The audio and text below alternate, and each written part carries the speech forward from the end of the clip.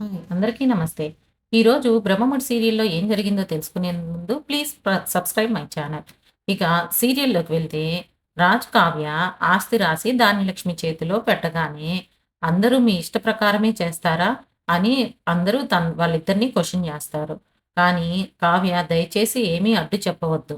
ఆ తాతయ్య గారి కోరికను తీర్చనివ్వండి. ప్లీజ్ కష్టమైనా, నష్టమైనా దుగ్గిరాల ఫ్యామిలీ పేరు శాశ్వతంగా నిలబడిపోవాలి. ఈ ట్రస్ట్ ఎట్టి పరిస్థితిలో స్టార్ట్ చేయాల్సిందే.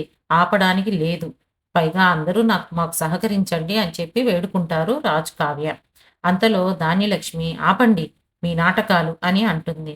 అందుకు రాజు ఏంటి పిన్ని నువ్వు అనగా అంటాడు. అని నీ ఇష్ట ప్రకారమే చేస్తున్నాం కదా!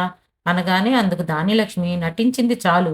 మీకు నటించటం వెన్నతో పెట్టిన విద్య అని అందరికీ తెలుసు.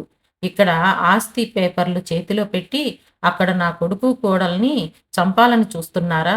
వాళ్ళని కిడ్నాప్ చేస్తారా? అని చెప్పి అనగానే, ఏంటి పిన్ని నువ్వన్నది అని చెప్పి అనగానే, రాజ్‌కి వీడియో చూపించి, ఇది మీ పనే కదా! అని తిట్టిపోస్తుంది ధాన్యలక్ష్మి. పైగా వీడియోలో రాజుగారే కిడ్నాప్ చేయమన్నారు అని చెప్పి ఆ రౌడీలు వాయిస్ రైజ్ చేస్తారు. అది కూడా వింటుంది. రాజుకి, ధాన్యలక్ష్మికి మధ్య వాదన పెరుగుతుంది. రౌడీలు మీ పేరు ఎందుకు ప్రస్తావిస్తారని కూడా నిలదీస్తుంది. దాని తర్వాత అపర్ణ, "ఆపు ధాన్యలక్ష్మి. నా కొడుకుని, కోడలిని మీద నిందలు వేయడానికి నీకెంత ధైర్యం" అని అడిగితే, "వీడియో చూసి కూడా ఎలా మాట్లాడుతున్నారు" అని అపర్ణ నోరు కూడా మూయిస్తుంది ధాన్యలక్ష్మి. ఆస్తి కోసం ఇదంతా చేశాడు రాజ్. ఇంతకు దిగజారుతాడా అని చెప్పి అనగానే కావ్యకి చాలా కోపం వస్తుంది. కోపం వచ్చి, "ఆపండి ధాన్యలక్ష్మి గారు" అని పెద్దగా అరుస్తుంది. తరువాత, "మాకు ఈ కిడ్నాప్‌కి ఏ సంబంధము లేదు అత్తయ్య.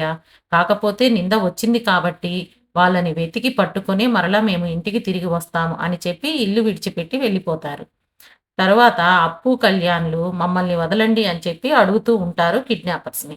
అంతలో రుద్రాణి ఫోన్ చేసి, "నేను చెప్పే వరకు వాళ్ళని వదలకండి" అంటూ, "నేను ఇంట్లోకి వెళ్ళే మార్గం నాకు దొరికింది" అని చెప్పి అనుకుంటూ ఉంటుంది. రాజ్, కావ్య వాళ్ళ అక్క దగ్గరకు వెళ్తారు.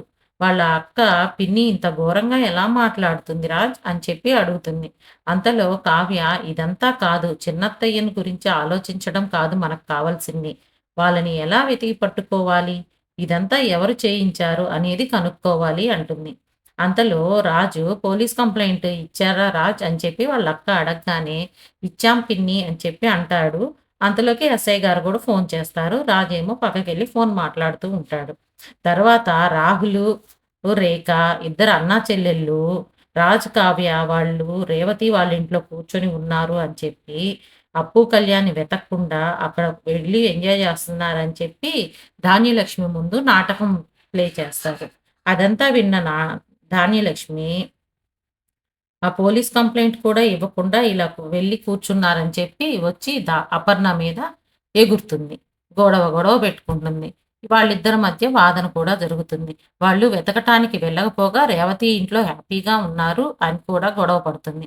అంతటితోటి ఈరోజు ఎపిసోడ్ అయిపోతుంది. రేపటి ఎపిసోడ్‌లో అప్పు, కళ్యాణ్ తప్పించుకుంటారు. కానీ రౌడీలు అప్పును పట్టుకొని కత్తితో పొడవబోతారు. మరి పొడుస్తారా లేదా? ఆ ప్లేస్‌కి రాజ్, కావ్య వస్తారు. కానీ వాళ్ళు హెల్ప్ చేస్తారా లేదా అనేది రేపు చూద్దాము. చూసిన వాళ్ళంతా please subscribe my channel. Thank you all of you.